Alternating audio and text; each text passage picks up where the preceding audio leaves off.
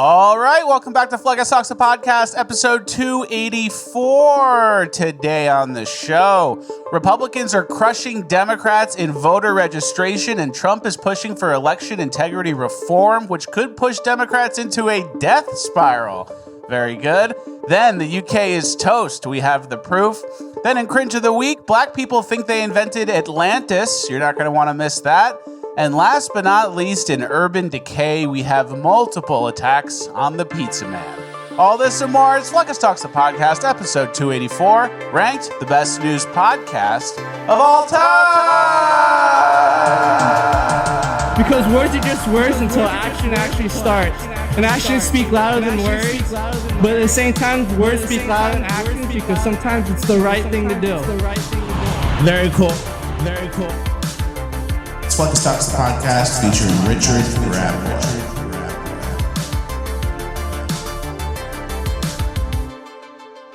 All right, one for one on the intro, as always. Guys, our country just witnessed Donald Trump overcome political persecution, an assassination attempt, and the entire deep state in order to regain the presidency in a historic victory. There's one secret ingredient that allowed Trump to do all of this, and that is testosterone. What most people don't realize is testosterone makes men willing and eager to take on challenges, but sadly, too many of us have lost our fight, and that's exactly how the globalists want us. They want us weak, out of shape, and full of microplastics and estrogen with low T. That's why we've decided to partner with Chalk. Chalk offers a whole lineup of products formulated to increase your energy, focus, detoxify your body, and clinically studied boost your testosterone. Ingredients in the Chalk Male Vitality Stack have been clinically studied to boost free testosterone by 87% in just 21 days. Unlike the gimmicky vegetable pills or powder, you will feel the difference, and they have the clinical studies to back it up. And right now, you can get 25% off of your Chalk subscription for life. Just go to chalk.com, CHOQ.com, and use promo code FLECUS. And the best part, you can cancel easily at any time. Chalk is made in America, and their all-American customer service team is standing by and ready to assist you. Let's make male vitality great again. Get your Chalk today. CHOQ.com is the website, promo code FLECUS, and you could also call them at 50-CHALK-3000. Everything is linked in the description. Thank you to Chalk for sponsoring. Let's get into housekeeping. All right, thank you to Chalk for sponsoring. Thank you, Chalk. Thank you, Chalk. Happy Friday, everybody. Feels good to be back. Yeah, it does. Another week. Another weekend. Summer's almost over. Our Groundhog's Day schedule continues. Yeah, it's pretty good. Except this weekend is a special weekend for one of us on the podcast. Flecka's birthday. Young Austin has a birthday coming up. Big birthday, boy. Well, I can't wait. I'm not going to be able to go to sleep Saturday night because Sunday morning I wake up and all the presents are going to be there. Yep. I'm very excited. All right, so everyone say happy birthday, Fleckus, and that's it. That's a good comment generator. That'll help us tickle the... Yeah, that counts as your tickle. Yeah, major. And Rapboy and I have this thing where we give each other a birthday gift. Like I give him a card that says happy birthday and there's $500 in it. Mm-hmm. And he goes, oh, very generous. And then he'll give me a card on my birthday with $500 in it. And the birthdays are like a month and a half apart. So it's really just mafia guy shit who like gives the same gift. Yeah, his birthday's in June. My birthday's in August. Yeah. So we give the same $500 back and forth to each other. And we go, oh, it's very generous. Wow, very, very generous. That's how it happens. Yeah. And I don't give gifts to anybody else pretty much, right? Like, I mean, friends-wise. You're the only one who I would do. Thank you, brother. No problem. All right, we have a great show. Really good script. Really good content. There is an Indian section, which I was told to speed round because it's getting ridiculous with all the Indian videos. Yeah. But let's get Guilty. You'll see when we get there why. But let's get right into it. Well, and then also, sometimes it's like a Pakistani family, and you just throw it in the Indian section, and it's like, we haven't fact-checked this, we haven't vetted it. And then so that's why it's a speed round. And then sometimes they're Bangladeshi. Yeah, people message me like, hey, man, they're not Indian, they're Bangladeshi. And it's like, Bangladeshi is Indian. Oh, it's Pakistani. Oh, yeah, is it Pakistani? Well, I can't Pakistan it, so it's going in the Indian section. Oh, God. All right, let's just get into the show. We've already wasted enough time. Okay. First off, we're talking about the Democrat registration numbers since 2020. They're not looking good for Democrats. We have some good info here. Yeah, Democrats are facing a historic voter registration crisis. Over the past 4 years, Republicans have surged by 4.5 million registered voters, per the New York Times. This isn't just a dip, it's a potential death spiral for the Democratic Party, said analyst Michael Pruser. I like death spiral. I'd love to see them dead.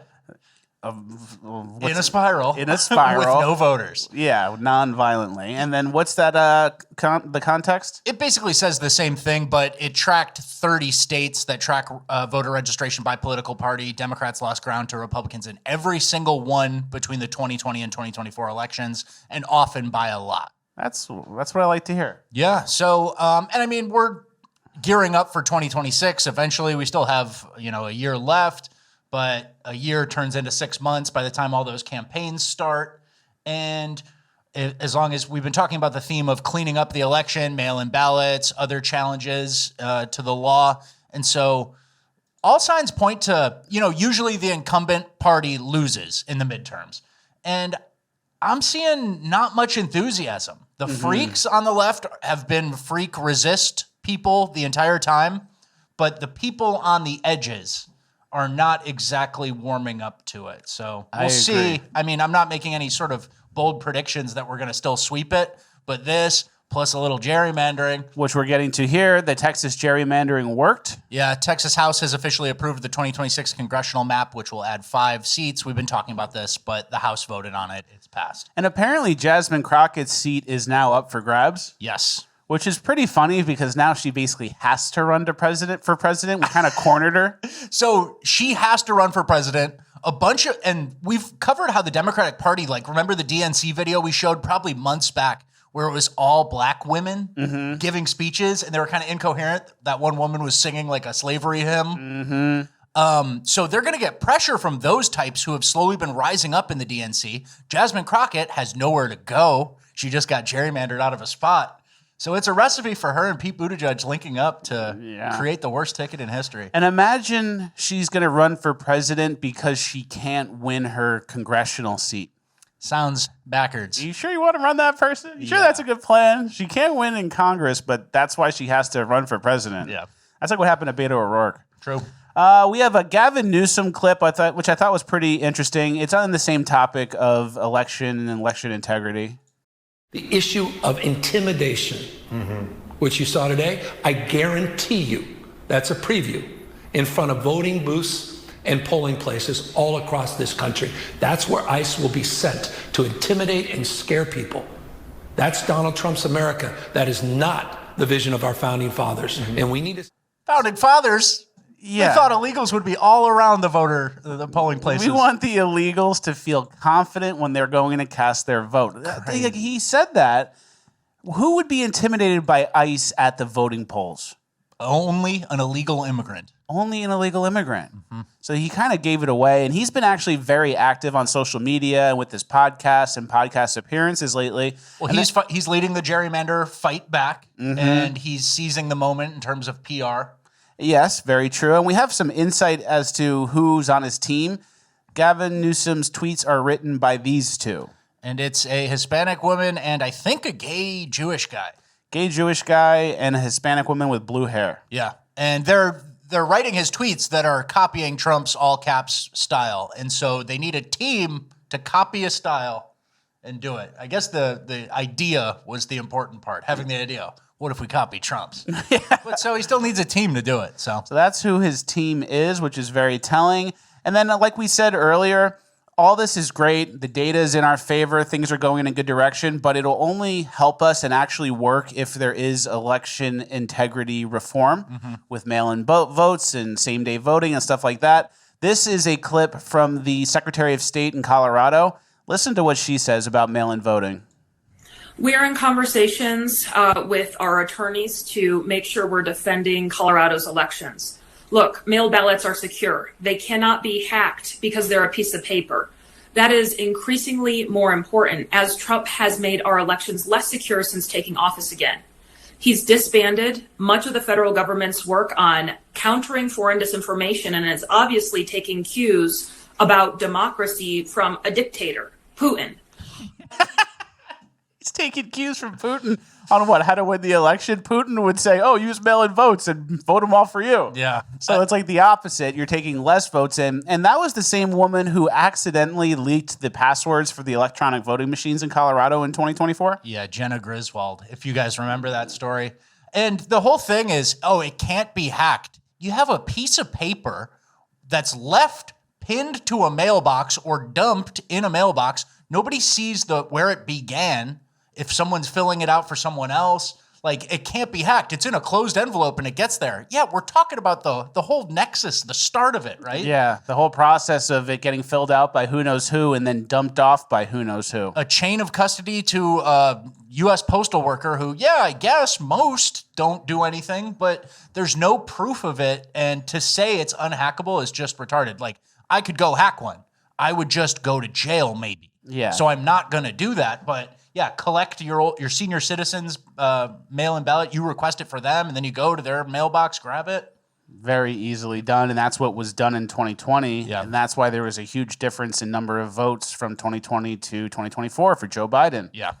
And then we do have a tweet from Trump about election integrity as well. Can you give that a read? Well, this is not from Trump. Oh, yeah, read this one first. Yeah. Okay. Well, there was a big win for election integrity. The Ninth Circuit Court of Appeals grants motion in RNC case, ruling that election day is one day and ballots arriving after must not be counted under federal law. So that's a big win. And then Trump said, end mail-in voting and go to paper ballots. 100 additional seats will go to Republicans. Might be hyperbole. That's not 100 seats. That's all of them, right? Yeah. That's a lot. Yeah. So that's what we need more than anything. And that's a reason to kind of stay white-pilled, too. Yeah, exactly. And we'll see. I mean, a lot of this stuff gets challenged and knocked down, but it seems like we're winning. And then if they're bringing up Vladimir Putin on their press conferences, I don't think they have a strong case. They're against the ropes. Yeah, they're fucking in a corner like I'm taking body shots. Putin! I said Putin! Putin! It was Putin! Yeah. All right, we have a DC takeover update. After the last 7 days, there hasn't been a single homicide for the first time in a long time. Carjackings are down 83% and robberies are down 46%. Yeah. And it's not, how'd you do it? Well, I don't know. Some people we were already paying to have jobs, we sent them in there. Yeah, the police who usually catch the criminals and let them go, they just catch them this time. Yeah, we changed one tiny thing. Wow. So, and they go, wow, we got to write that down. Oh, my God. And then there is a cool hotline or reward system where if you report a crime and it leads to an arrest, you get $500. Yeah, the U.S. Marshals announce a $500 reward for tips that lead to an arrest in Washington, D.C. Time to snitch on these moffuckers. Get that bread. Yeah, scan the QR code and get that paper. That would be sick. Hey, and they might turn each other in. Some of these urban youths go, Lil Ray Ray shot somebody last week and he told me about it. 500 is a lot to him. Or you just go on the street and find people doing fentanyl and take a picture and go, $500, $500, $500. You know, it's actually funny. There's like stupid laws that have bounty programs like that. There's a law in New York City about idling, a truck idling outside, and there's people who just go around doing it all day, and some of them, I think one guy said he makes 6 figures doing it. He's just a professor. The guy makes $200,000 doing it. Yeah, he rides his bike, and he just reports the trucks all day. So if you live in D.C. right now is the time. The getting is good right now. You're not going to make this high of bounties forever, but, you know, imagine you get 6 people arrested, pay your rent. I'm, like, tempted to take a trip. I know. It's not even hard. And you just report suspicious people. They go, that guy looked like he was up to something. And then they go find a Glock with a switch and go, yeah, you were right, $500. Those 3 guys were speaky spanny. Speaky spanny, and I don't like that. Yeah, no speaky spanny. Yeah. All right. And then before we move on to our little Ukraine update, I am hearing rumors that Kash Patel and Dan Bongino are both going to be out at the FBI. I heard Dan Bongino's packing up his desk. Yeah. Reliable source? Yeah. So I think we'll probably hear his side when he returns to his life as a podcaster. Yeah. That'll be good content. That'll be very good content. And you tried. If you tried and you can't do it, there's no point in continuing to be a henchman for something you can't do that matches your morals, right? That's a good point. So I'm excited to hear the side of it. And it's more fun to be a podcaster. It's really easy, actually. You have to wear a suit to FBI? Yeah. Oh, hey. Sexual harassment training? Oh, yeah, I got to go on the computer at FBI. I got a training module. It's cool. You get a gun and a badge, though. But we can buy guns. I already have guns. And I can get a fake badge. I already have a badge. Yeah. You can't say that. You know what I can't say mean. that. You know what I mean. You're impersonating an officer. No, I'm not. It was a gift. It's All right. expired. All right. Ukraine update. Apparently, the Russians hacked some Ukraine database, and we found out like how many people are missing or dead from the people in the military. Yeah, the hacked digital records indicate that over 3 years, the Ukrainian military lost 1.721 million personnel, with annual breakdowns as follows: 118,000 in 2022. That was when it started, and I think they started in the winter, right? So it was late in the year. 400K in 2023, almost 600K in 2024, and then 621K in 2025. Losing a lot still. Yeah, higher numbers than we even expected, I think. We were reporting about like 500,000 like a year or so ago. Yeah. Deaths. So this is people going AWOL too, which means it's more. But And it's a hack, so take it with, I guess, a grain of salt, but I don't know if they get this one that wrong. yeah, they wiped out multiple generations of Ukrainians on purpose, and they're going to probably make a deal they could have made before the war even started. Well, yeah, that's what I'm saying, is if you did this in mid-2023, you would have gotten away with, 300,000 dead? And instead you're at 1.7 because Joe Biden kept propping you up. The international community kept teasing you along. Maybe you can join NATO. Like a hot chick leading you on because you buy her gifts. Maybe you can defeat the Russian army. Yeah. In the winter. Yeah, maybe. That doesn't sound right. Keep trying. Yeah, so it's sad to see, and I don't want to be too flippant about it. Like these people, families, men, good people lost their lives in a war machine, and obviously Putin's at fault in doing that, but it's just so ugly, and to let that go for so long. Oh, I'm going to stand up to a nuclear power who has a great ground game. They never had a chance. Yeah. Everyone hates Zelensky. He's probably going to flee to Dubai with the money he stole. And What's his long-term plan? I don't see him. I think he flees to a Middle Eastern country with a bunch of stolen money. And I think the long-term plan is Israelis move to Ukraine to replace the population. And maybe that happens after the nuke goes off. All right. Put You that cooked. bookmark that one. You cooked. And then we have a clip here. I guess these are some Ukrainian migrant types, but they're stealing the flowers off the grave sites. Isn't that bad? Everyone's got a migrant problem. And they're selling them or what? Or they just have the coolest garden you've ever seen? They're probably selling them. Very scummy.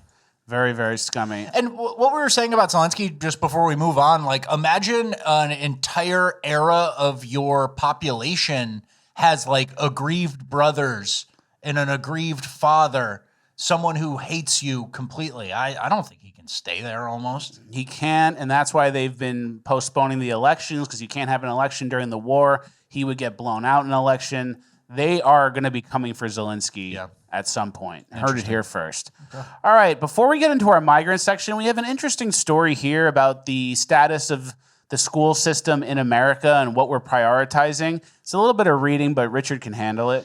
We're just going to sum it up. It mostly comes from someone's Substack article about it, and Rob Henderson tweeted it, and he said, "To remain competitive worldwide, the important thing is to nurture our geniuses. America now spends more than 10 times as much on special education for the low IQ students as it spends on special education for gifted students."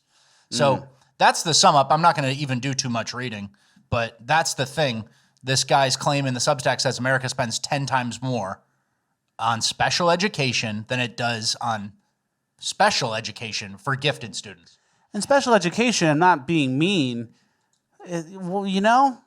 what are you even gonna what are you gonna learn? Getting someone ready to be a bus, like a stop sign holder or something on the construction site, or getting someone ready to be a crosswalk guard. Or a grocery store bagger. Yeah. And so I think we've long been complaining about the show. The reason we brought this up is because we've been complaining about the show about public school district in Seattle gets rid of its honors program because it's only Asians and whites in there. And so there's that backwards little DEI thing that's cutting all these programs. And then we have unlimited English as a second language budget, like an autistic kid who it's not their fault, but they get a helper assigned to them to take them throughout the day. And the class is 20 kids, 5 autistic kids, 5 AIDS, one teacher, Yeah. and then they're going, hey, we can't really do an honors or a gifted program for the smart kids because there's a fucking zoo in here. We spend $30,000 per student for some Baltimore schools where the kids can't even read. And, we're getting to a point where we've gotten so out of whack that we just need to call it out. And like, if you're a healthy society, wouldn't it make sense to nurture and spend and give resources to the smart kids who are going to like maybe change the world? And do everything. Yeah. So we just wanted to call that out. And then we have this Wayne Burkett tweet here, which is kind of like a viral tweet that he always applies to a lot of situations. But he said, maybe the most important thing you learn by attending public school is that we are all at the mercy of the bottom quintile. The rules you follow in life will be based on the behavior of the bottom quintile. The taxes you pay are to support the bottom quintile. The greatest risks to your life and property will come from the bottom quintile. The dearth of comfortable public spaces is because you have to allow the bottom quintile to be there. Our zoning laws are developed for fear of the bottom quintile. Probably best to learn and accept this early. I don't like it. So special education and all that, that's not necessarily the bottom quintile. He's talking about like low IQ, dumb, impulsive, the people who end up becoming the criminals, a lot of the types that we cover in Urban Decay. But so we're talking about this because we're spending so much money on them. We're not supporting our smart kids in America. And then who are the people who we've been importing into America? Somalis. Don't even get me started. Low IQ people who just get across the border by any means necessary, who are fleeing from something that they made up maybe. Yeah. And so the point is, we're spending a lot of money on these people. They're ruining our lives in a lot of ways and in a lot of spaces. And that's who's coming here. And so it's kind of a segue into the migrant section a little bit. To segue into the migrant section, before we get into the migrant section, also I saw a thing that 23% of Gen Z was aborted. So then who do we replace that 23% of the population with? Somalis, middle-aged Somali men. Bottom quintile people. Yeah. All right, speaking of bottom quintile people, let's get into our migrant section. All right. First, we have some migrants washing meat in the street out of a fire hydrant. You can take the Dominican out of Dominican Republic, but you can't take the... So they're Dominican, apparently. They got a big bucket of chicken. Maybe it's guinea pig. Yeah, at least they're cleaning it. Yeah, they're cleaning it with the old... And, fire hose water is notoriously, like, pent up with those pipes, right? It's, like, got sediment in it. Like, it never moves. There's not flowing water through it, so it's even more disgusting. It's like a stupid thing to clean with. Yeah. And then we have a stat here about visas. Can you read that, please? Yeah, this kind of just came out from the Trump administration. It says, breaking, all 55 million visa holders in the U.S. are being reviewed for deportable violations. 55 million visa holders. And I think this obviously is good. Yeah. That we're looking at these people who got the visas. But I think the main point of doing this was to shock people, to say, hey, they've kind of been hiding this number. This number was available all through the Biden term, but it feels almost like Trump admin just released it just to get a reaction from people and go, hey, you know how many illegals there are? There's 55 million visa holders on top of those. 55 million visa holders. Does that count kids? Yeah, because they would be on some type of visa under their parents. 55 million visa holders and 50 million illegals. It's 100 million people. We live in a country of 300 million people. Does that mean there's 400 million people here or 300 and then 1/3 is illegals? Yeah, I'm not going to get into it too much because obviously we think we know the illegals number is higher, and the kind of consensus number that they've told us for illegals basically hasn't changed since like 1996. 15 million. Yeah, it's 15 million, 14 maybe, I don't know. But the 55 million, I think it was meant to be a shock value because it's shocking. So that's 60 million-ish, or that's 55 million right there, plus what are we calling the number of illegals here? 25, 20? 50. Illegals? Yeah, I know. 50. I know. I'm hesitant to call that, but yeah, that's like 1 in 4, between 1 in 4 and 1 in 5, if we're not using the full 50 number. Yeah. And so we have this old chart that we showed once on the podcast about the foreign-born population in America. And the red 2 bars in 2030 and 2040 were assuming growth under Biden continues. And so 2024, we hit a high of 15.6% foreign-born population. And And so 2024 was kind of the most consequential election there's ever been, pretty much. And I think that visa number probably grew like an insane amount under Joe Biden. Yeah. Because this chart kind of shows that. Makes you mad. Makes you want to deport every single illegal that there is because there's so many legals that 1 in 5 people is just an Indian guy in Houston or a Mexican guy in Florida. And what happened to our country? And then, by the way, the housing market's crazy. That's unrelated, though. 55 million? And then like 1 in 5 people is illegal or a migrant, some sort of migrant. Foreign, just call it foreign. So 1 in 5 people is foreign. And they all have varying levels of assimilation. Some don't fucking try at all. Some are like, I like baseball. You ever see a Chinese guy wear a USA cap? Yeah. He likes it. He likes it. I've seen it. But if 1 in 5 people is some sort of migrant, and then say 2 in 5 people is a baby. Yeah. And then 1 in 5 people is an old man. Or maybe the other way around. 2 old, 1 baby. Then it's me and 1 other guy. I know. It's you and a migrant. You're fighting. It's me, a migrant, and 1 other guy. And an old guy and a baby. And then it's a baby and an old guy who I don't really interact with. I know. So everyone's a migrant. I know. What the fuck happened? And then the migrants are obviously getting deported, which is great. These people in D.C., the ICE agents here are deporting somebody, and then the leftists get mad about it. But wait till you hear what this guy's getting deported for. So here he is. Normal stop. Yeah, everything okay, officer? Regular guy. I don't think so. Why don't you stand over here? You're surrounded completely. Oh, make a run for it. Tries to go.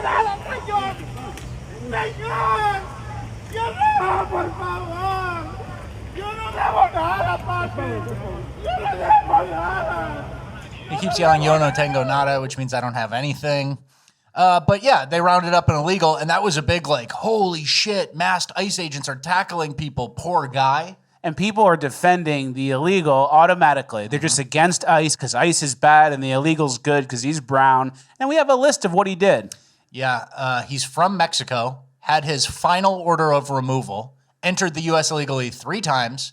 He was arrested in Fairfax County on January 30th, 2024, where he was charged with aggravated sexual battery against a minor under 13, felony indecent liberties, proposed sex acts. And he was out on the street. Driving around. And he has, no tengo mucho. No tengo nada. So, And people defend him. Yeah, you pull a random guy, and then the optics. This is the thing that I keep saying. The optics and then the reality. The optics are, oh my God, that guy, he could be anybody. It could be you even. And then the reality is, the guy's a fucking pedophile.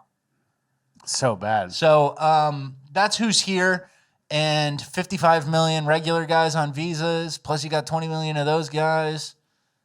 Everyone's got to go. Yeah. We have another example here of a similar type of person, but he's Somali. Yeah, this was a Tennessee man. DHS confirms the Tennessee man who raped a homeless woman to death in front of a church is from Somalia. And his name's Mohammed. There's his picture. And his name's Mohammed. And every single article says Tennessee man, Nashville man, Tennessee man, Tennessee man. Like, Tennessee's a red state. Mohammed's there, raping someone to death? Mohammed. So it's not even hard. We really need to crack down. I don't even know the themes of this.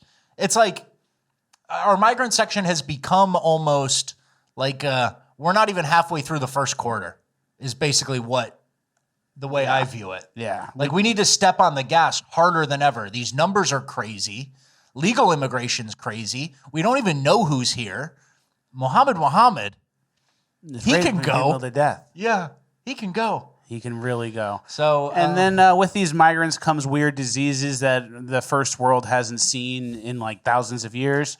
California resident has tested positive for the bubonic plague. California resident. The plague. California resident. California resident.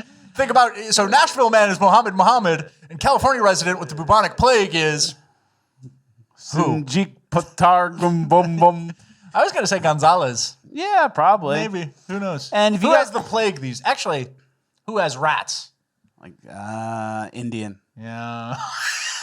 You can't help yourself. All right.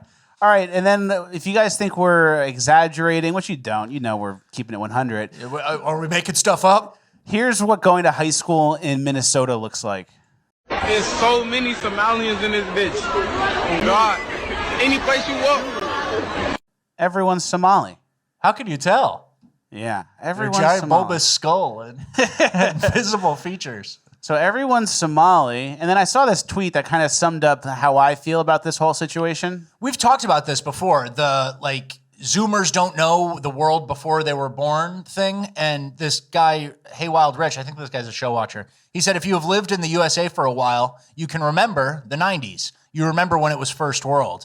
It's now a second world country to us, which is a huge downgrade. To all the third worlders, it's a huge upgrade. We cannot forget this. It means nothing to them.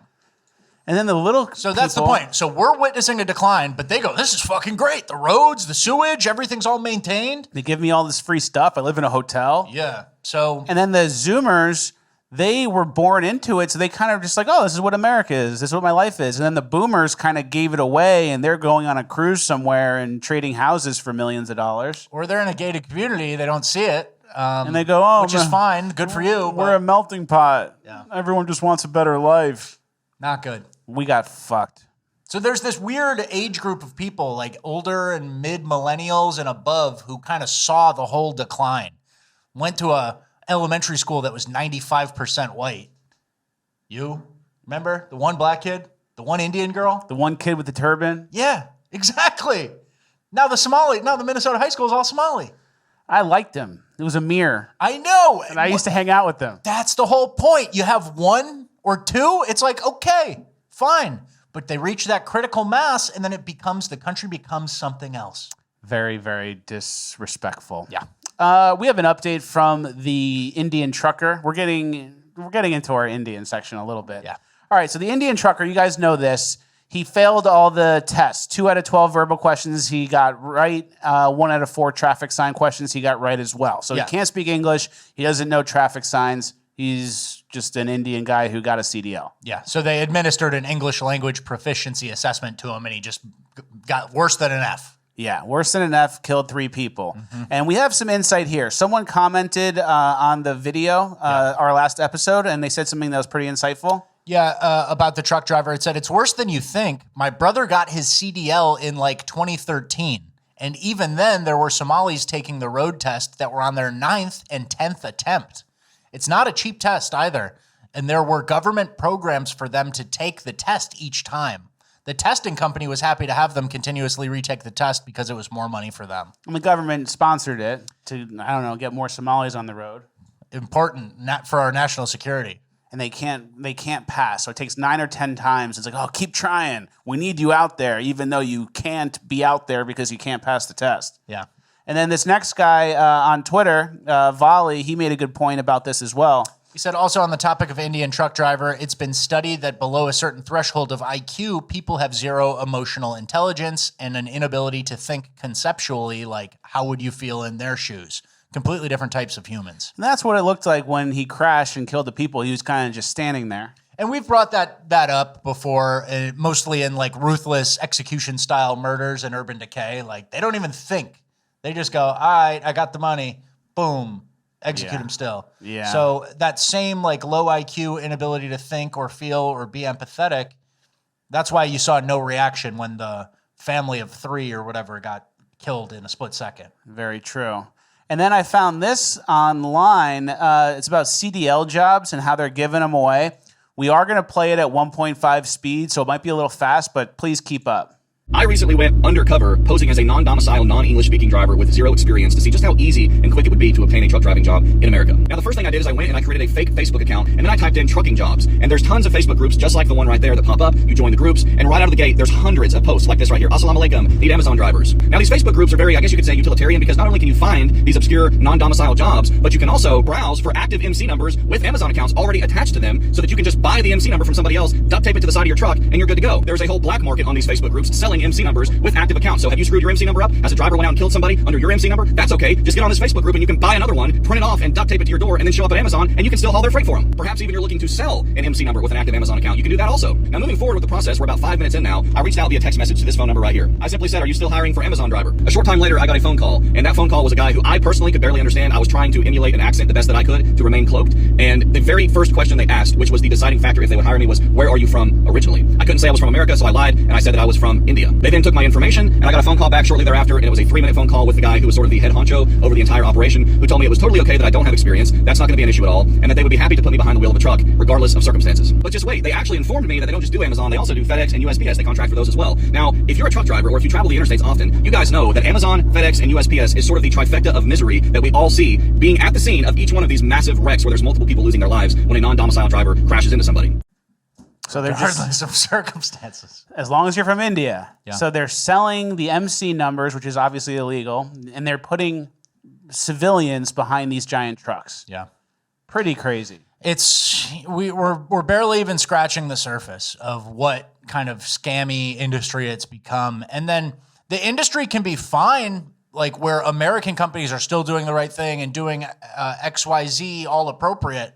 But as long as a certain percentage of the industry becomes scammy, criminal, underworld shit, Indians helping Indians, then it's ruined. It's completely ruined. So like everything else is like regulated. And you have to follow the rules and take your license tests and do all these updates. But then this little Indian pocket is just going to hire more Indians, put them in trucks, and just move the numbers around. Here, take this MC number, put it on your truck. You're good. Bottom quintile stuff. And stuff that would be totally acceptable in India because you eventually get caught and you got to bribe the right guy. And you go, oops. Oops, I didn't know you could not do that. Yeah. Good sir. All right, so let me cook a little bit on this Indian speed round. Sure. First, Indian people don't have civic sense. When will Indians understand civic sense? The answer is they won't. They won't because civic sense cannot exist where empathy doesn't. A person with empathy won't throw trash on the road because they know someone else will have to clean it up. They won't leave a table dirty at a restaurant because they'd never want someone else cleaning the mess they made. They won't blast loud music even at home because they care that their neighbors might be disturbed. They won't spit out of a moving bus because that might hit a passerby or stain a wall that someone worked so hard to paint. You see, a lot of Indians won't even clean up their own plates at home or pick up their own dirty socks off the floor. They grow up without empathy for their own people. And it is so kind of gives a little insight. Yeah. And that makes sense. And obviously it's not every Indian person. But we're talking about like 1 point something billion people and the whole continent's kind of like smells like shit. Yeah, when you get to, we obviously say that it's not every Indian person and there are great Indian people and all of that, but there's trash in the river. And so there's enough where the river's full of trash. Yeah. And it's floating with poop. It's completely poop water.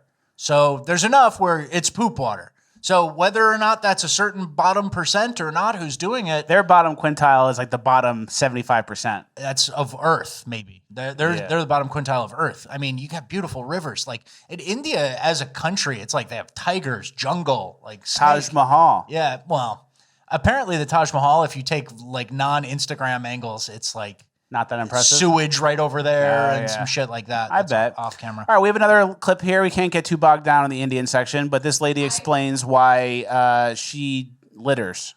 I will throw garbage on the road. I pay my taxes. The government has hired sanitation workers. They should do their job. If the road is dirty, it's not my fault. It is the sanitation worker and the government who's not cleaning it 24/7. Okay, it's not just at morning 7 o'clock time that you send in sanitation workers to clean the road. I will dirty it anytime. Okay. I will dirty it anytime. So she throws trash on the road because there's people who clean it up. Yeah.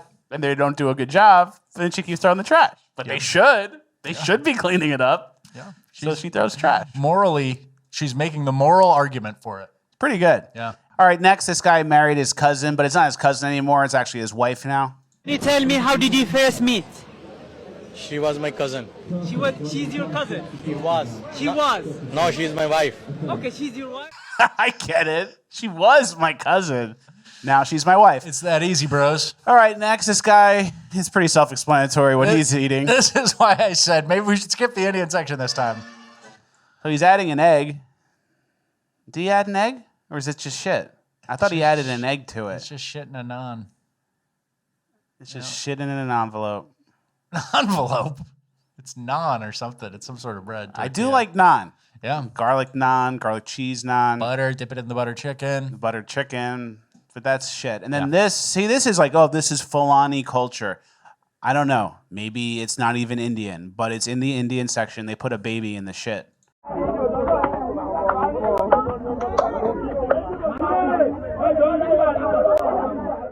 What is that stuff? They're putting it in his mouth. What is that stuff? It's shit. It's shit. Ugh. Yeah. That's why it was in the Indian speed round. So, not a lot of empathy, not a lot of personal responsibility for the trash. And not a lot of reason to bring him here to drive trucks. Yeah. This is who's driving our trucks and killing people. And they go, oops. Oh, I killed the baby. Well, the baby's covered in shit, so... I had to. Yeah, I don't really care. It's part really of my care. culture. All right, let's get to the UK section. This is a long migrant section, I know, but it's worth it. This UK section is very eye-opening. All of the migrants in the UK are complaining about seeing British flags. Well, I think this is the problem. It's not that the far right have co-opted the flag. It's the fact that we don't seem to understand what this country is and the history of these symbols. So both of these flags which you've displayed here, those are the flags which flew on ships which enslaved my ancestors. Those are the flags which the British Army marched into places like India, Pakistan, Bengal, Africa, and colonized 25% of the world. The reason the far right picks up these flags and has consistently, since the 60s, 70s, since my parents' generation have been in this country, is because these flags represent the racism which they are putting out into the world. So your own country's flag is racist. So you got there. You wanted to come there. Then get the fuck out. Knowing that the whole time. Go live in your shit country. That sucks. My ancestors. But where are they? Go hang out with them. And then they have like the ability to change the entire culture and so you can't even fly your own flag because it's offensive. And then someone had a good tweet. If raising your own country's flag seems like an act of rebellion, then maybe your country is under foreign occupation. Yeah. And we actually have another example of that. This guy waved an English flag near a mosque and was sentenced to 2 years in prison. Yeah, 26 months in custody, and he was a teenager, I believe, 18 or 19. The judge said this calls for an immediate prison sentence. There has to be an element of deterrence so other young men, age 18, in work and with no previous convictions, realize that actions have consequences. Because of the Muslims you brought in get really mad when you wave your own country's flag. So why did you bring them in? Yeah. The goal is to destabilize the West and minimize the white population. That's why. The more I see out of the UK, the more I think something's coming. You know? Yeah, and we're going to show you a clip from that same sentiment. This guy got arrested for saying "I love bacon" near Muslim people. Okay, we love bacon. Why? Because I like bacon. I say he likes bacon. Oh. He gets arrested for saying "we love bacon." They're not going to like that. So the people who are smart enough to skirt around like the specific bullshit Orwellian laws that they have, like they have an Orwellian law, like you can't say Muhammad sucks or something, like whatever you want to say. So you kind of do like the sleight of hand sly thing. They'll just arrest you for that too, even though there's no precedent for it or anything. Yeah. They'll label you under some like disturbing the peace or some blanket thing and drag you off. All to protect the Muslims. Yeah. Then this next guy, he's talking about the sexual assaults that take place in the UK. And listen to how he phrases it. This is like something we've talked about on the podcast multiple times before. A sleight of hand that they do. The Tories are telling us that we have to protect our children from asylum seekers. Well, as a father of 3 girls, let me tell you that it's not asylum seekers I'm worried about when it comes to my daughter's safety. It's men, predatory men, who come in every colour, every religion, are from every background. Well, it's men. At what percentages each? We actually have a graph, Yeah. and we'll show you. Well, out of the gang rapes, 80% are Pakistani, 3.6% are Bangladeshi, 12.7% are other Asian, and then 3.6% are white British. Yeah, so it's men that you should be worried about, but Pakistani men, really, really, really, really worried. I'd be, I'd keep High an eye alert. out. I'd keep an eye out for the Pakistani men, which are like Indian. If I was going to guess, yeah. They're all Indian. That's slander. They have a blood feud between those two. Yeah, that's so true. Yeah. And then if you comment about it and you talk about it and you post about it, you get arrested because UK free speech crackdown sees up to 30 people a day arrested for petty offenses such as retweets and cartoons. So that's what they're focused on. The bacon comment, the I like bacon comment, what you retweeted. You don't even have to say anything, really. You can just retweet something and they'll come to your house. So. Because the Muslims don't like it. Mm-hmm. As if the Muslims are so sensitive. You think the Muslims even care? And then think about it. Like, was there, it's unique because it's so new. Was there ever a time in English history where like any sort of ethnic minority or even close to it ever got arrested for saying anything against whites? It's not like the shoe is on the other foot now. It's this whole new thing that was created out of nothing to be oppressive.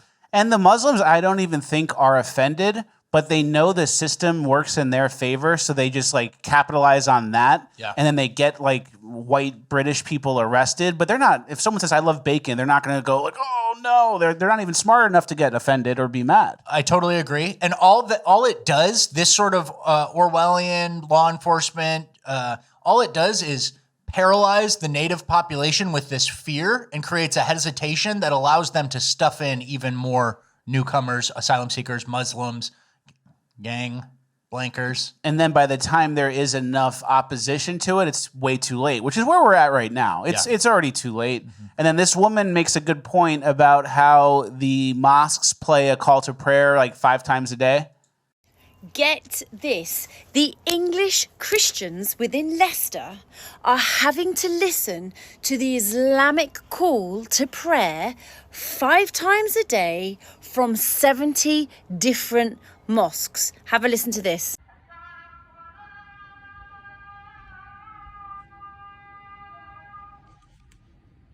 We get it. Yeah. They're on the megaphone. And 5 times a day, they're doing the call to prayer in the UK. And if you are a church and you play your church bells, they fine you £2,000. Yeah, so I don't know. I think it's time for something, guys, right? Like, what is the true breaking point? I don't know. And a lot of people feel like they can't vote their way out of it. Yeah. And that's what we're seeing in Ireland. In this next clip in Ireland, they are throwing Molotov cocktails at government officials that I believe are building a migrant facility. These are like kids. Yeah. This is real shit, you know? Remember the Irish fought the British? They've been fighting forever. But they fought the British. I know, like lopsided odds.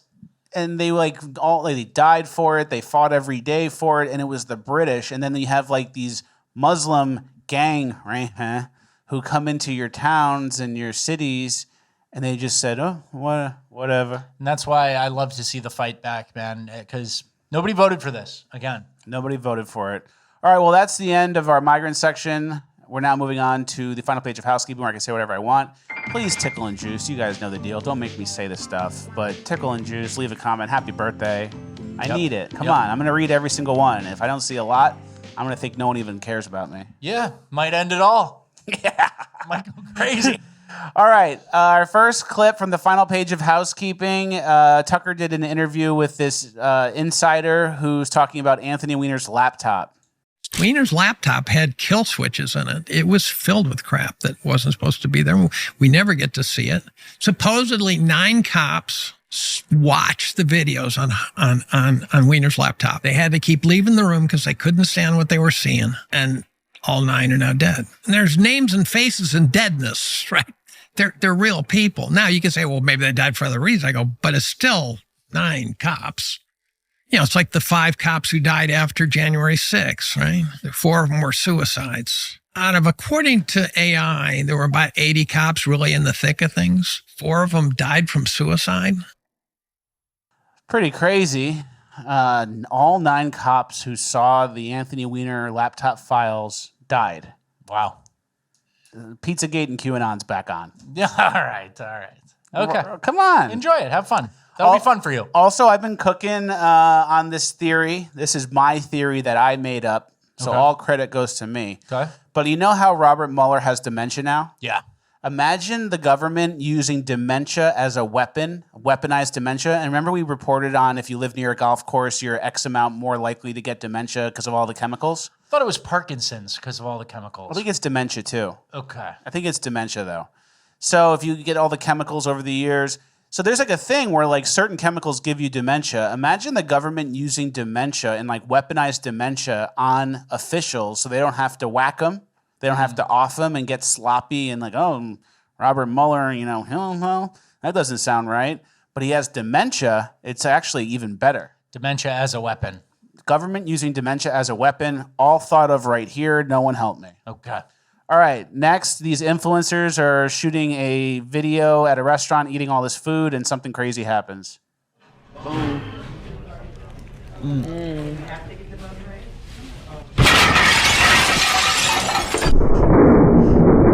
Hit by a car. Car drove in. Crazy. It's good to get that on camera like that. That's good content for them. Oh, yeah. That's their most viral clip. That put them on the map for sure. Yeah. I checked this woman has like 350,000 followers. So I'm sure she's gaining more. Yeah. And then if you're another influencer up and coming and need to get more followers, have your buddy drive a car through the thing while you're doing it. Car accident hoax. Yeah. Get hit by a car, fall out of a car, jump out of a plane without a parachute. Just do something like that. That's you got to separate yourself these days. Social media is a crowded space. You got to separate yourself. You got to be showing you're willing to commit. All right, next. This is just funny. There's a house for sale on N-Word Avenue in Montana. Montana, N-Word Avenue. I don't even know how you explain that. Some guy was just like, they let me do it. What's the N? Which N-word are they even talking about? Nuclear. Yeah. All right, our last clip from the final page of housekeeping. It's abbreviated because of the Indian section, and I begged Rap Boy to put in.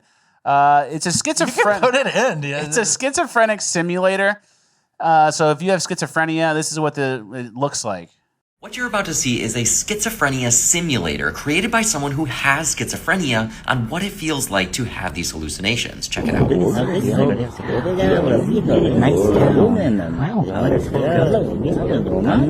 at the water. Hear that?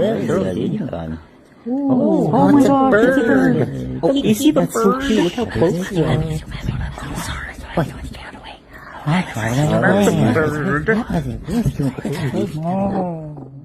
I don't even get it. So I think mostly you're just seeing a little weird shapes that sometimes look crazy, and then it's mostly hearing whispers and other people commenting on stuff. But what was the simulator part? Because everyone sees the faces and the whispers. All right, buddy. All right, thank you. We all hear the whispers. That was it. That was my final page of housekeeping. Yeah. Why is he doing this? He wants to move on too fast. All right. All right, that's the end of housekeeping. We're now moving on to Cringe of the Week. You're not doing a good podcast. You're not doing a good podcast. All right, Cringe of the Week. We have a lot of good clips. You're having a bad podcast. Nobody likes you. Nobody thinks you're funny. You're too fat to have a birthday. You gotta have a birthday meal. Come on, Cringe. All right. We're in Cringe. Cringe of the Week. You can't have a birthday party. No, I'm not. I will. Dude, I'm waiting for you to start. All right, Cringe of the Week. We have a lot of good clips. First, we have a leftist freak group that does a man on the street interview. What's your guys' names? I'm Holden. I'm Taya. Ame. Lyle. All right, are you guys gay or straight? I guess I'm gay, yeah. I prefer men, so I don't know. I guess straight. I don't know. That's fine. I'm bi. I'm pan. All right, okay, cool. What is your most controversial opinion about the gay community? We should try to, maybe make straight people feel more welcome so that they won't hate us so much. Okay. I have a very controversial opinion. We need to stop giving white gay men all the money. Ooh, that's me, though. Damn, that's me. That's really controversial. Well, next. No, dude. The LGBT community does not support the team. I don't think that trans mask people get enough attention. We got a lot of attention for you guys. We give you attention. This is crazy. Yeah, we're thrilled you're here. Yeah. Tell us more. Keep going. How about the man in the dress saying, well, I guess I'm straight because he likes men? He doesn't even believe it himself, obviously. That's the whole point. I guess I'm straight. Yeah, buddy. That's trans math for you right there. It's a very stinky group, too. Yeah, I bet they smell like shit. And also, this whole thing, the first person gave a decent answer.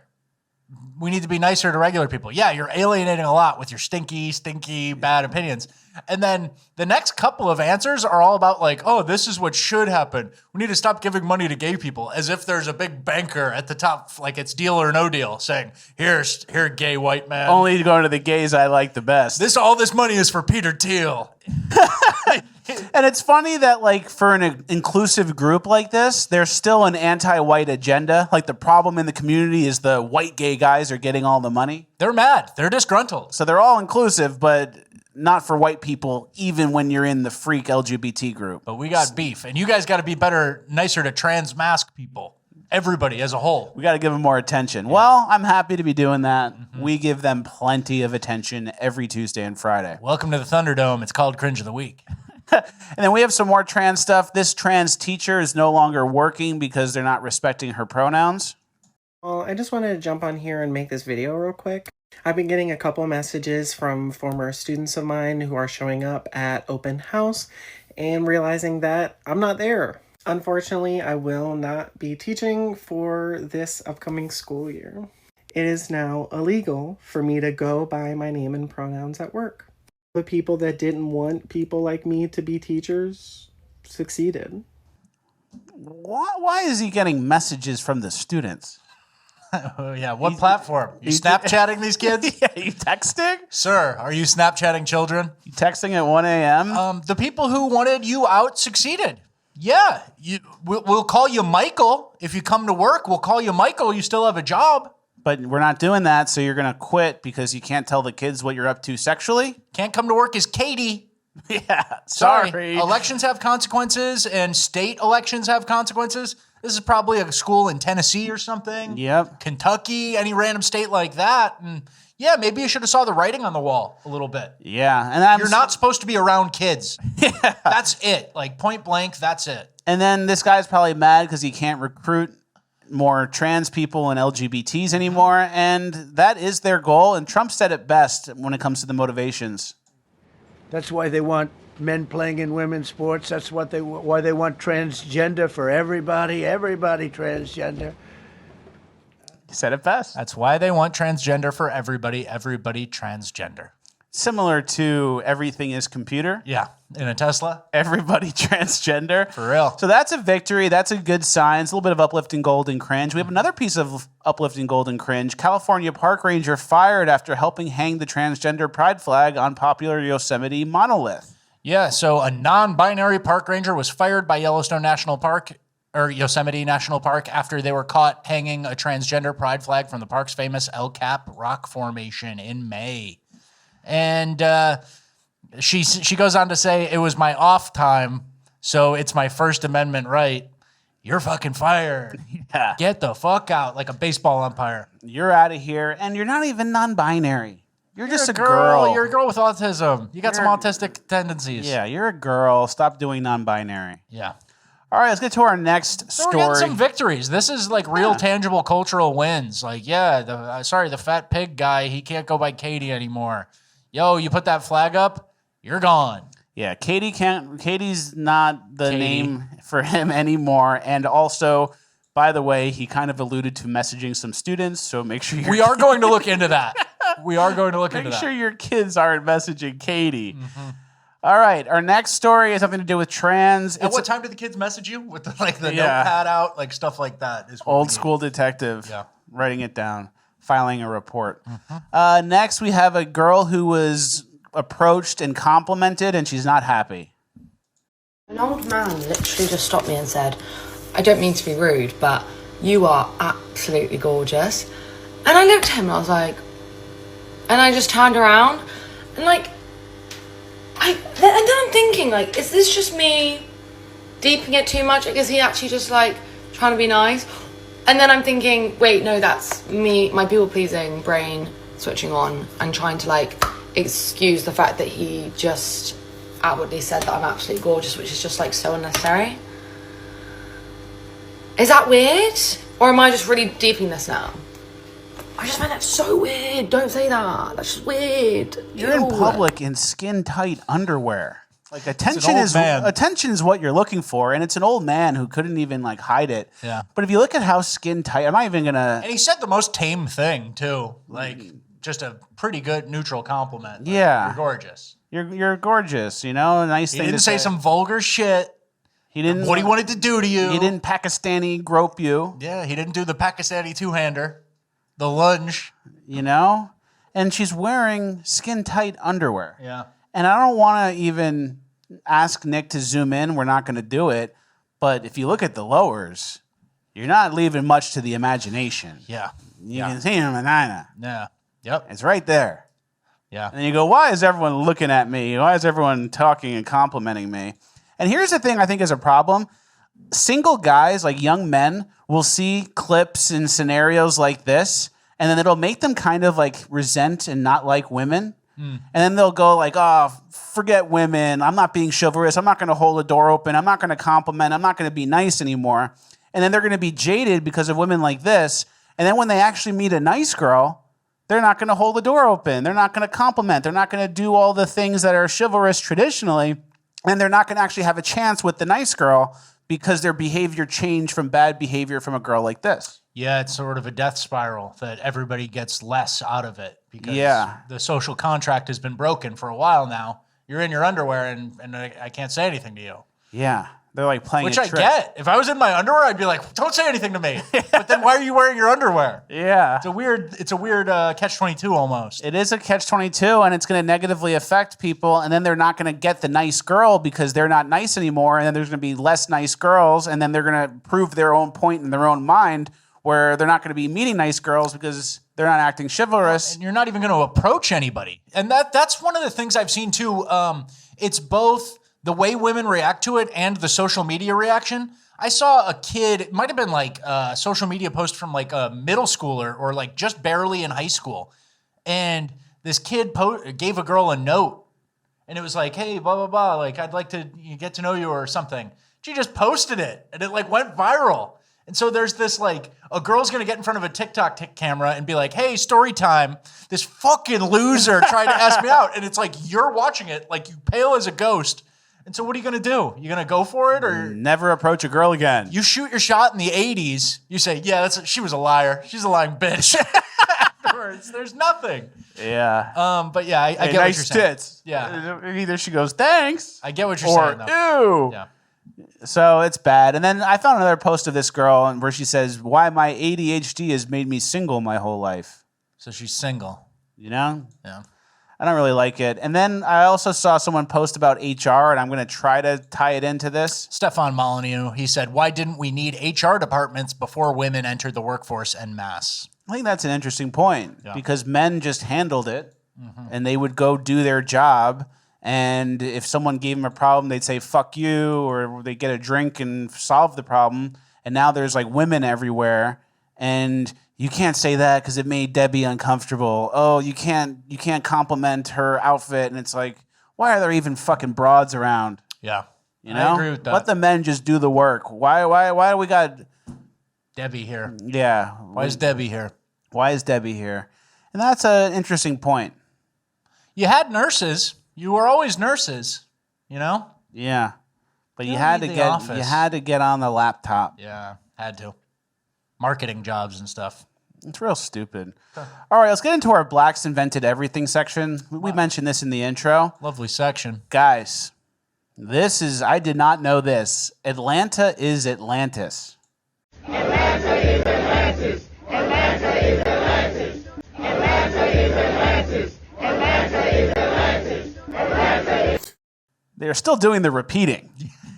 Atlanta is Atlantis. And to be fair, Atlanta and Atlantis do have a lot of the same letters. 40%, 60%. I think even higher. Yeah, 80. Yeah. So, and we all have our own conspiracies. I'm not going to really hate on them for that. I believe Hillary Clinton eats babies and Israel did 9/11 and killed JFK and Maxine's Cook Your Brain. So Atlanta is Atlantis. Have fun. Yeah, we all have our conspiracies. Some make no sense and some are all true. Yeah. But we all have our own conspiracies. And I will say this.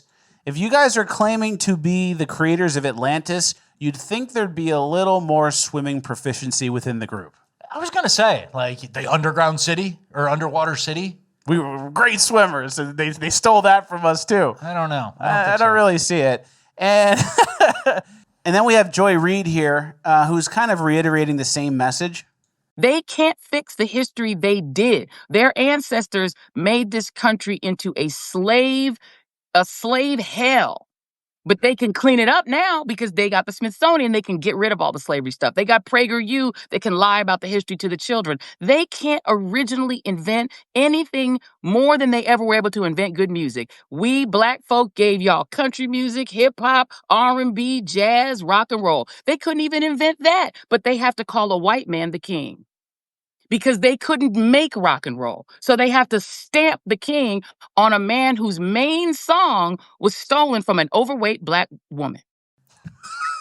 I believe that. I believe of the existence of the overweight black woman. So black people invented Atlantis, Egypt, Elvis, space travel, country music.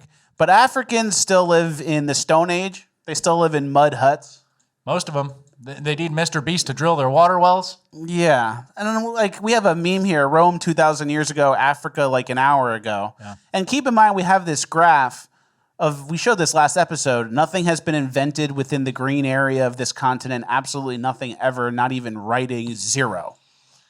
I don't know. And I figure they got to have something. That's almost, I don't know. Maybe they invented carrying stuff on your head. Yeah. That's pretty good. Yeah, you're but right. instead of carrying stuff on your head, you might get tired of that and go, hey, instead of doing that, let's build an aqueduct that brings the water to us. Yeah, for sure. So we don't have to carry it on our head. But they invented carrying on their head and mud huts. Like Asian people carry stuff on their head. Yeah. And they've been around for 4,000 years. But what I'm seeing here with the Joy Reid clip and Atlantis is like the black community kind of wants like their superhero moment of history. Yeah. And they don't really have that. So they're kind of making up like a fan fiction, like We Was Aquaman or whatever. Wakanda, Aquaman. And they're just doing fan fiction of real history, unfortunately. Yeah, I agree. Pretty crazy. Well, that's the end of Cringe of the Week. We're now moving on to Urban Decay. All right, our first story from Urban Decay. There is a Section 8 housing subsidy update, according to Trump. Yeah, Trump HUD, Housing and Urban Development, has proposed kicking out able-bodied adults after 2 years on Section 8 housing subsidies, which currently have no time limits or work requirements. So that would be a good addition. Please, Donald Trump, please. Yeah. Please.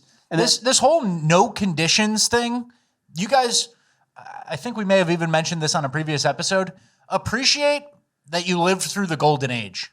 You had Section 8 for 10 years in a row. You got all the candy you wanted on your EBT. The gravy train is over. We're not that rich. We can't babysit everybody. Get a fucking job. Yeah. You know, is the energy of this administration. And there are people, I follow a guy who does Section 8 tenants. All he does is Section 8 tenants. He talks about how people die in Section 8. They live their whole life in a shitty apartment. It's the golden handcuffs of the hood, as we've called it before. Yeah. And all we're trying to do is put a little conditions on stuff. I think we can help more people truly in need if it's transient. If it's something that happens, oh man, I'm down on my luck. Oh, I qualified just this year. Great. You helped me out. I saved up for an apartment. You did me a great service. We're not in the feeding raccoons business to teach them that there's food here. We're in the giving help to people temporarily, right? That's how I see it too. And then this next woman has a theory as to why Trump and his administration is cracking down on Section 8 EBT and SNAP. The reason why the government is cutting off all the Medicaid, the food stamps and everything is so we could turn to criminals, so we could all end up in jail. I wish. It's like a threat. Like everyone is a perpetual criminal waiting. So if you don't give us free money, government, we're going to do crimes. Yeah, it's crazy. And she thinks she has a point, but if that was true, why do when they get arrested, are they getting let out of jail? I don't know. You know? Yeah, it doesn't seem like we want to lock people up in many major cities these days. If the goal was to jail everybody, we would keep you in jail, and the blue cities just let everyone go. Yeah. And it's kind of because urban criminals are like a human bioweapon meant to destabilize society and ruin morale. They're certainly acting that way recently, from what I've seen. That's just what it seems like from my point of view. And we have some proof in our next story. This man shot a carjacker. Someone was stealing his car, a teenager. shot him, and now he's getting 54 years in jail. Yeah, Orest Schur sentenced to 54 years in prison for fatally shooting suspected teen car thief. And we'll, I guess, run you through some of this. He shot him in the back as they were running away after interrupting them at 11 p.m. They were trying to break into, I believe, his wife's car, so he heard some noise, went out with his gun, chased him down. They ran and drove off, and he shot them as they were running, which is why you got to court, right? Mm-hmm. That's a no-no in the self-defense game, especially in a blue state like Colorado. But 54 years, huh? Seems like a lot. Yeah. And it's first-degree murder. So first-degree murder is premeditated. I'm planning. I know my wife has a life insurance policy. I'm going to poison her protein shake, and I'm going to kill her, collect her insurance, and go on with my new affair woman, right? Yeah. So, that's premeditated to me. Yeah, so that's first-degree murder. Not running out. As if this guy was like planning on doing this to these specific people, even though he was just running out and defending his property. And keep in mind, if you can't defend your property, it's not your property. Pretty much, yeah. And also keep in mind, they're hitting this guy in court and with the media saying, oh, these were just teenagers. He killed these innocent teenagers. All teenagers make mistakes. Do you think this guy knew they were teenagers when you see black silhouettes at 11 o'clock at night stealing your car? Yeah, everybody in the family comes up and makes it a big sob story about kids make mistakes and teens. And it's like, I saw two adult-sized bodies rummaging through my car, and I didn't know they were good boys who didn't do nothing. Yeah. At the time that I was firing my gun, right? Kids can't even carjack multiple cars in a night anymore. Can't even work as a two-man team carjacking in the Denver suburbs anymore. But so, yeah, so it becomes a big aggravating factor that you did it to teens. When, what the fuck does that have to do with anything? My brain was processing things so quickly the night of. I was not thinking about, I'm going to kill a 13-year-old tonight. Yeah. Which he didn't, but he shot one. And this whole thing, we've talked about it before, the mitigating or aggravating factors. And it's like, you think this guy's going to do this again? What are the reoffender's chances?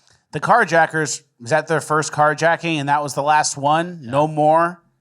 No, they do it over and over, crimes over and over. And then this guy, he's getting treated like he's some menace to society who's looking for blood again. And we can't let him out or give him a knockdown sentence because he's going to do this again because that's what he likes to do. Yeah, he's got a thirst for blood now. There's another quote from the article. Other relatives deflected from the teen's brazen attempted carjacking to focus on Schur's shooting.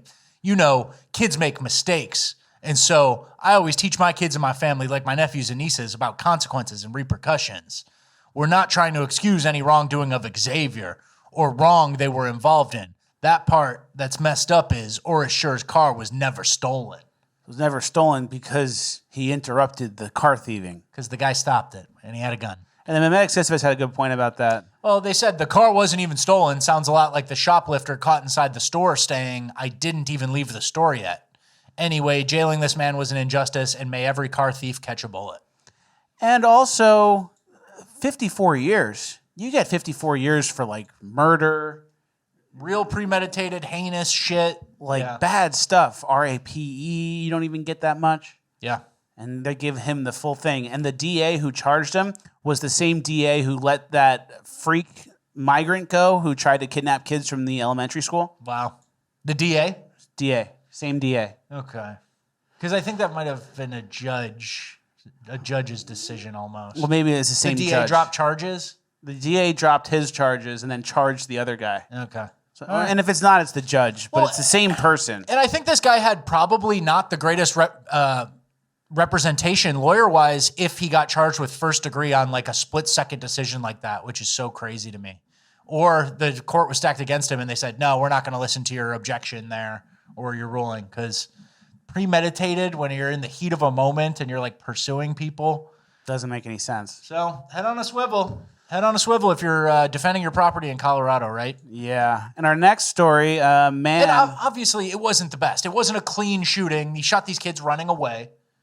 But it's a heat of the moment thing. Yeah, he wasn't saying, I'm going to go kill someone tonight. Yeah. All right, our next story. Next person I see gets shot. Oh, shit, they're jacking my car. Perfect. Yeah. Next, we have a Harvard professor who was attacked by loud movie teens. Furious Harvard researcher claims he was pummeled by a group of teens after he told them to be quiet in a movie theater. So there's some context clues as to who the teens were.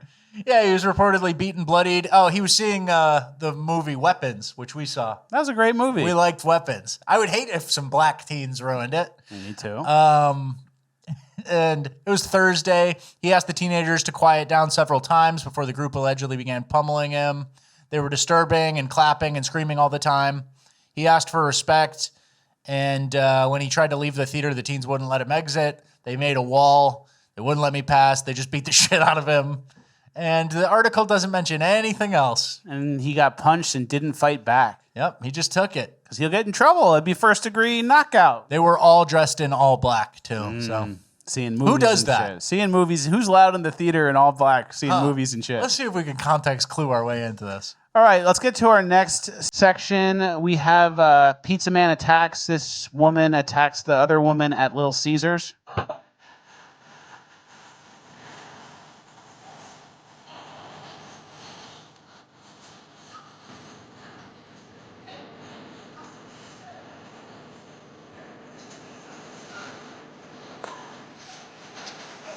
Pulls a gun.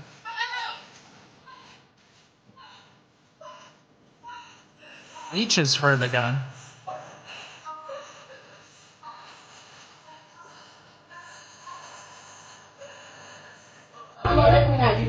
So apparently the $5 pizza wasn't being made fast enough. Yeah, the hot and readies were not hot nor ready. And then the woman pulls the gun out, and then would that be a charge? Would that be a first-degree manslaughter? After you get hit, I think you can bring it out and at least threaten with it. Yeah. And what I noticed here is the person working at Little Caesars abandoned her customer service voice too quickly. Yeah, absolutely. Because you can kind of de-escalate if you don't give in. But once it becomes like, do it then. And what are you going to do? What are you going to do? And then it builds up. Then it's a ghetto interaction at that point instead of customer service experience. You can just keep saying, sorry, ma'am, but the pizza is still not ready. I apologize. You do that conciliatory voice. But once you get ghetto on ghetto voices, then a gun's getting pulled out. It has to get out of control. It's an endless spiral. It's general escalation. General escalation, reporting for duty at Little Caesars in the hood. All right, our next story is a pizza delivery man who gets harassed by the neighbor of the apartment he's delivering to, and it just gets really ugly.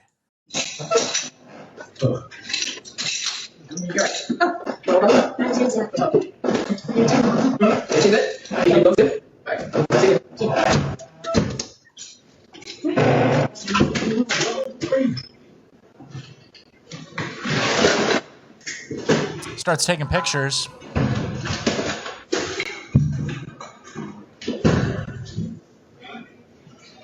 Why are you taking a picture of me? You don't like that? You don't like me taking pictures of me? Oh, why would you? Because I want to. You stand in front of my door, so. I'm standing in front of his door. Oh, so not? Why are you looking at me? I'm waiting for him. What the fuck, bro? Are you dumb? No. He's coming. Oh, so then why are you looking at me? Oh, well, come on, man.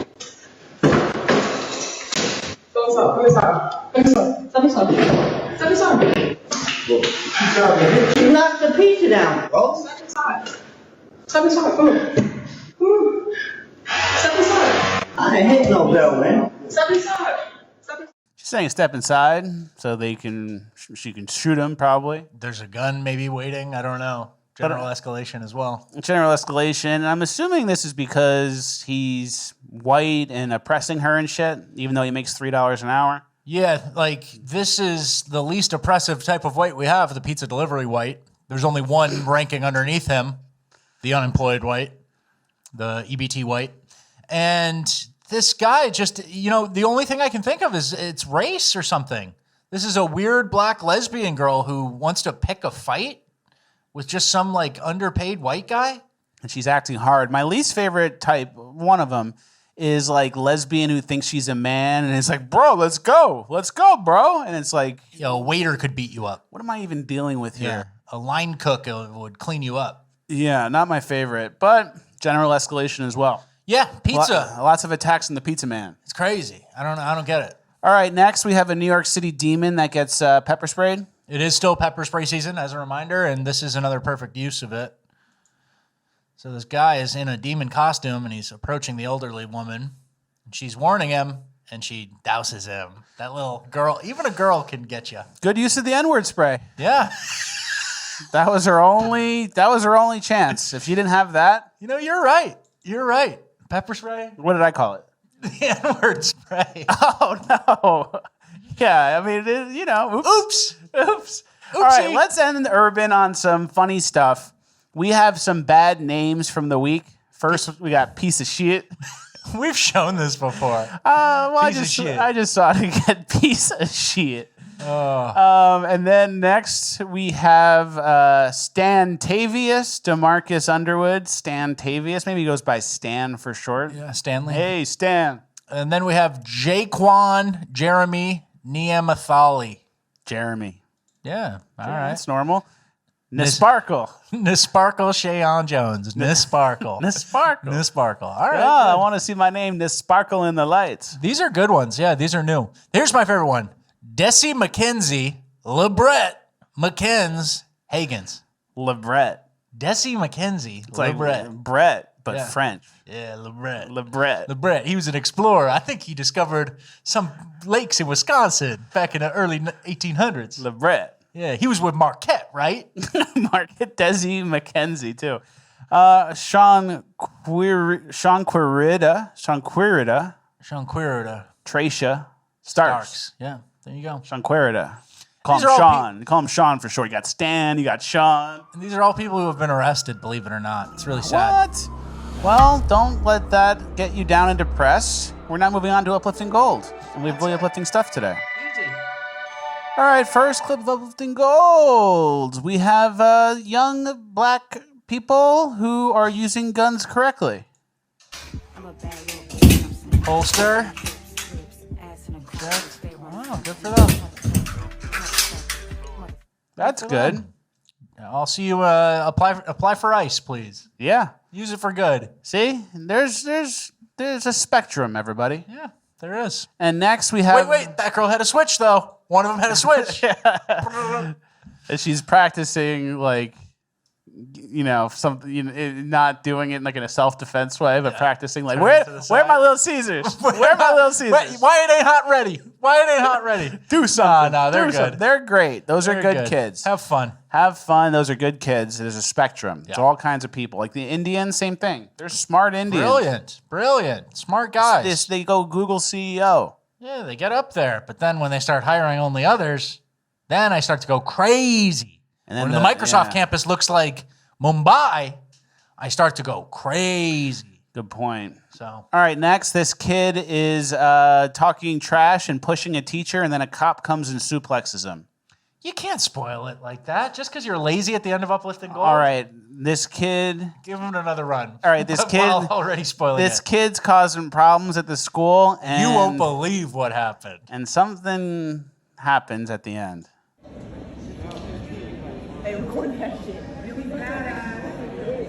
You know that you went to high school with this type of kid before. Yep. And he always got dealt with. He's got a flat brim. He thinks he's in charge of the situation. Oh, slaps him. Little Hispanic probably. Yep. Getting handsy with two teachers. He's got the baggy pants. But then he gets down there and he's like 5'5". So what are you really... Little dog with a big bark, right? Yeah. And pushes him. We'll see what happens to the little dog now. Cop comes. Oh, you're asleep in the auditorium. And the crowd loves it. Crowd goes wild. Crowd loves justice. That's the thing, too. Like, that same suplex, a black guy does it to a white guy outside of a bar, unprovoked, and you're like, holy shit, that's horrible. The entire auditorium was on his side after a justified use. Yeah. So that goes to show you the same move in different contexts totally matters, The crowd craves justice. Exactly. All right, next. I thought this was interesting. This high school makes kids lock their phones in these pouches. Nothing beats a Jet 2 holiday. I fucking hate that sound. Nothing beats a Jet 2 holiday. So this is good. So they got little bags that this thing unlocks and lets them get their phone out. Yeah, it's great. I mean, there's always this weird excuse where parents are like saying, what if it's an emergency? I need to be able to contact my son. And yeah, that's like, when's an emergency ever been? I had one emergency ever in high school. And like, what was it? And like, I'm not going to get into it. Like, there was like a bomb threat or something. It was like one of those where they let out the school really quick. It doesn't matter. Then some teacher comes and goes, and they clip your thing and they go, boop, all right, you're unlocked, text your mom. Yeah, and so my point is, like, what's more likely to happen? Scrolling on Twitter or TikTok or whatever all day and texting your friends all day, or the one emergency where you can't call your mom, but you can kind of run from campus or something?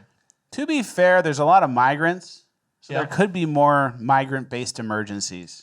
All right, I agree with you. All right, next clip, cicada piss so much it makes it look like a rain. So they're like doing something where they take a lot of nectar from the tree, and so they create a lot of byproduct. They piss like crazy. They piss like a dog. And it's uplifting because you can get cicada pissed on, but you think it's rain. Okay. That's uplifting where you don't even know it's piss. All right. You go, oh, it's drizzling. It's like a rainforest or something. Uplifting. All right, you don't need to know. All right, this next video, thank you, is from a guy in Alaska. And the backstory is that he was run down by the Russian media because he had an old Soviet-era motorcycle. Yeah, and so then, the Russian media was very fascinated with him. And he was explaining that he can't get all the parts he needs because they're built in a facility in Ukraine. What do you think? What do you think it is? Looks like it does look like a bike. Looks like a girl. Show me. Yeah, let's take a look at it. It's wow. Look at that. This is a personal gift from the President of the Russian Federation.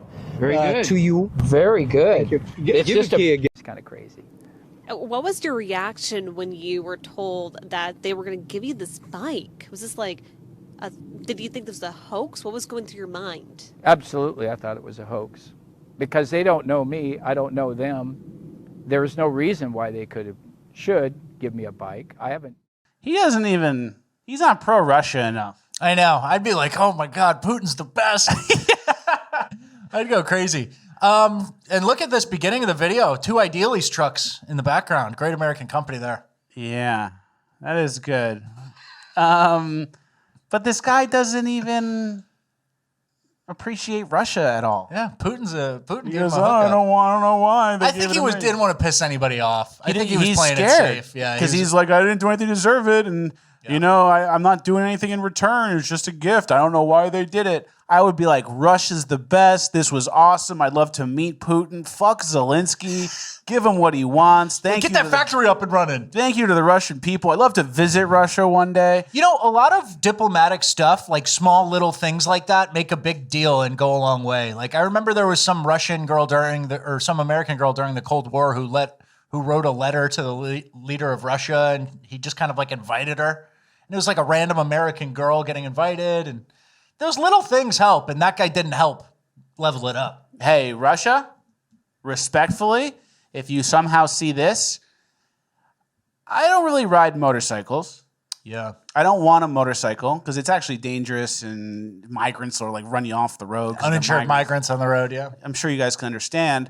But I really would take any gift, any dollar amount, and I would really appreciate it, and it would be a blessing to me from the Russian people who I have an affinity towards and very positive views of. God bless Russia. There you go. I hope you get your shit, brother. And my birthday is Sunday. Okay. Cars. All right. Begging's beneath you. Pathetic. Cars would be cool. Classic Mercedes. You guys probably appreciate You're that. humiliating yourself. 80s Mercedes, 90s Mercedes. No, it's getting pathetic. The SEC. SEC? It's SEC. It's the coupe. It's the Mercedes coupe. It's the coolest car ever. Okay.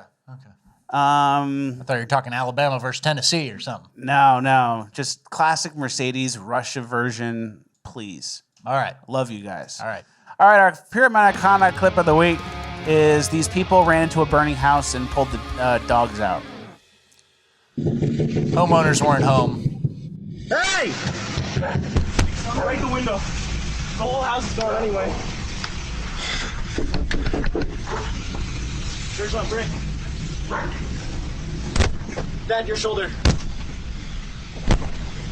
Break. Hey, keep going. Move. Keep going.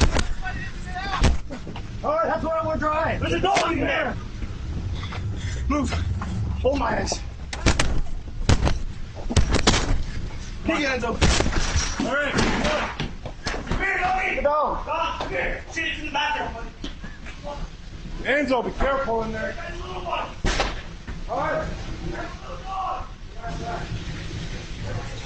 And they get the dogs. And they save the dogs. We'll fast forward. They come out with the dogs.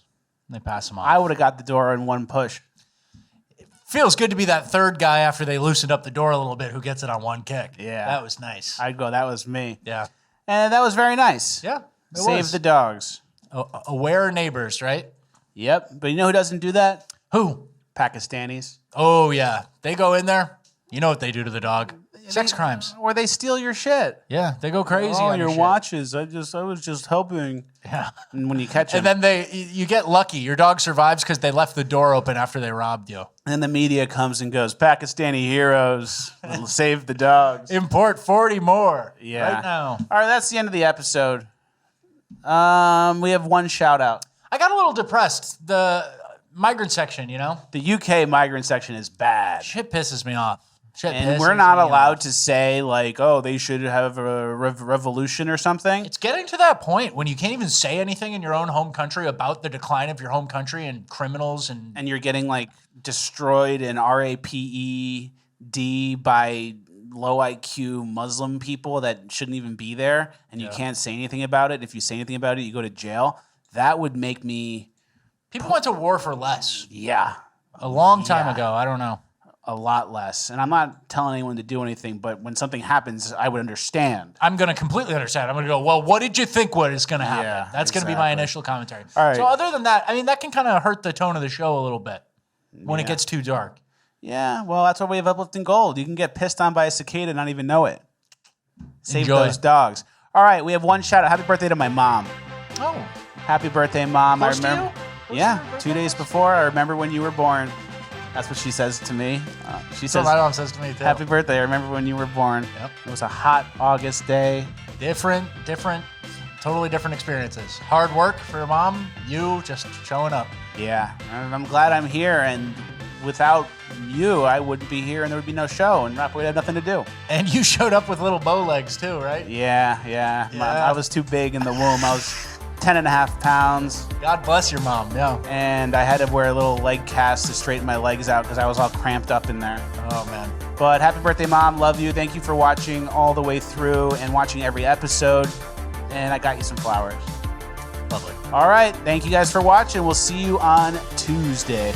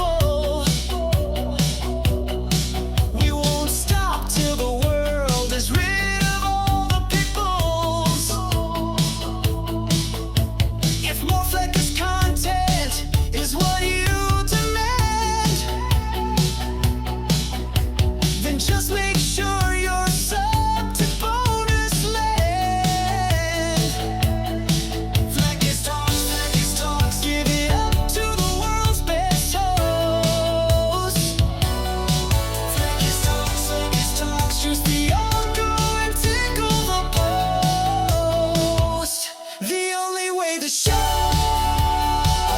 can be defined. The best news podcast of all time. We're watching old episodes. Yeah, watching old episodes. Flex talks, buying shit coins and trading stocks. Flex talks, we're still kicking over stacked rocks. The only way the show can be defined. The best news podcast of all time. Words are just words until action actually starts. Flex talks, and actions speak louder than words. Flex talks, but at the same time, Nowadays you're funny. You're too fat to have a birthday. You gotta have a birthday meal. Nothing beats a Jet 2 holiday.